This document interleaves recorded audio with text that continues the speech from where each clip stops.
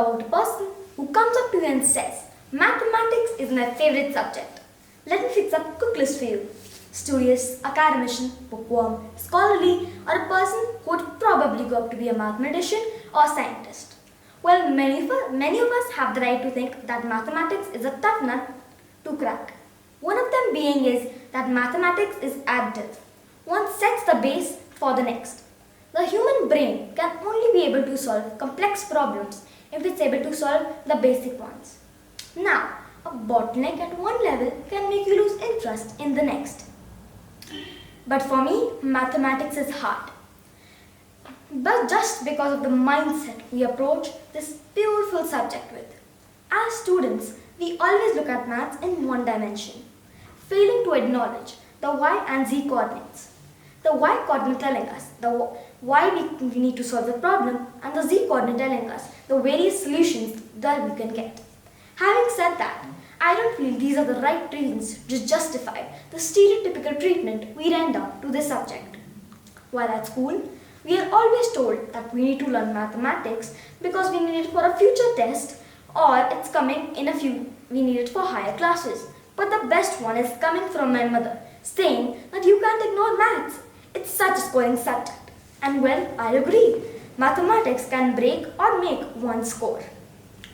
But what if we needed to learn mathematics because it was creative? Just like art and music, one has its very own way to approach and solve a problem. Now let me give you some more reasons to study maths. Galileo once said that mathematics is the language of the universe, and oh boy was he right. 2 plus 2 is equal to 4 everywhere. Suppose I go to France. I definitely have to learn French to communicate with the people there. But maths? No, because 2 plus 2 is equal to 4 everywhere. Maths is omnipresent. We see it in all walks of life, whether we are cooking, dancing, or doing anything. But most of all, maths is important because we need it for managing money, and that's what makes maths so important. When we make squares and use the Fibonacci numbers as their dimensions and join all of their cross sections, we get a golden spiral. This spiral can be seen in a shell of a snail and even in the arrangement of seed heads in a sunflower. The spiral structured DNA and the spiral-shaped galaxies are a great example of the golden spiral. Now, I personally take immense pleasure to be physically able to display the examples of the golden spiral that I carry myself. The spiral in my ear follows the golden rule, and even the spiral in my fist. Now, it's natural progression to understand the golden ratio after we understand the Fibonacci numbers.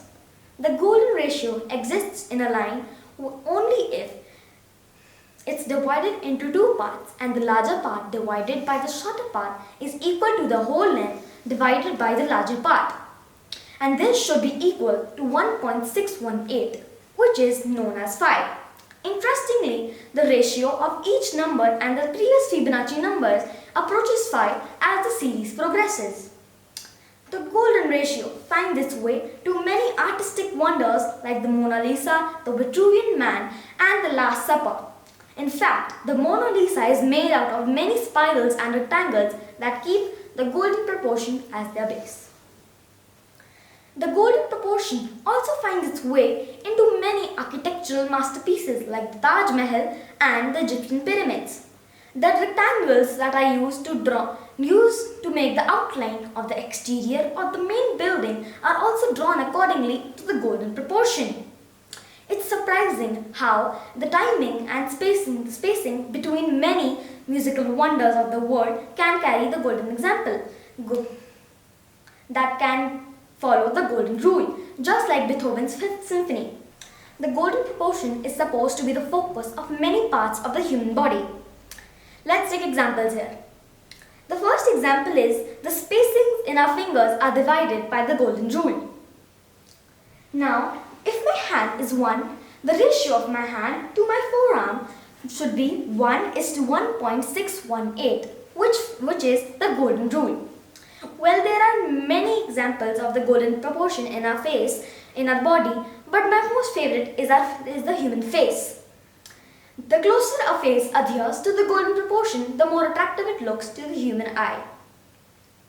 The very pretty Bella Hadid has a face that is approximately 94% perfect and was voted Model of the Year in 2016.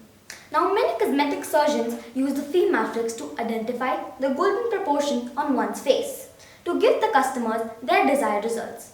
Now, I myself can vouch for a pretty good proof, if I may say so. Oh, that looks like quite a familiar face, doesn't it?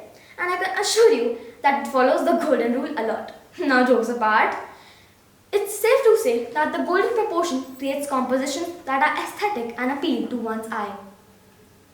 And this is just a tiny bit of the mystical maths that is waiting to be explored by young enthusiasts. There are a bunch of other interesting topics like the magical pi and the fractals. And if we took time to explore the fun and fascinating side of the subject instead of fussing over the formulas, identities and theorems, we could easily say that mathematics is magnificent. Thank you.